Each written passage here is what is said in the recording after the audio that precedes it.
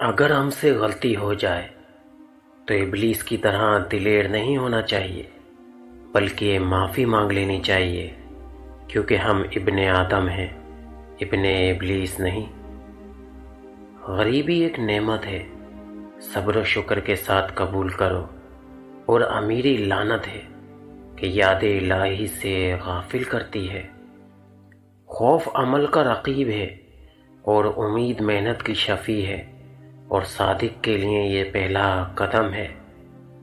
نفس وہ بھوکا کتا ہے جو انسان سے غلط کام کروانے کے لیے اس وقت تک بھونکتا رہتا ہے جب تک وہ غلط کام کروا نہ لے، اور جب انسان وہ کام کر لیتا ہے تو یہ کتا سو جاتا ہے، لیکن سونے سے پہلے ضمیر کو جگا جاتا ہے۔ اطاعت سب سے اچھی عبادت ہے۔ جس نے دوسروں کو تنگ کیا اس نے خدا کو اذیت دی۔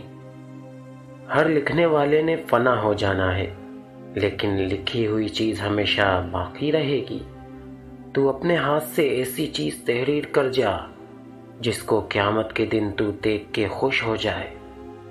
کسی کے پہچان علم سے نہیں ہوتی بلکہ ادب سے ہوتی ہے، کیونکہ علم تو ابلیس کے پاس بھی بہت تھا، لیکن وہ ادب سے محروم تھا۔ جب تک انسان اپنے نفس کے سامنے فولادی دیوار نہ بنا لے، اس وقت تک عبادت میں لذت نہیں پا سکتا۔ صدق اور یقین دو ایسی چیزیں ہیں جن کے ہوتے ہوئے انسان کسی مصیبت میں مبتلا نہیں ہوتا، اور بندہ اپنی منزل پہ آسانی سے پہنچ جاتا ہے۔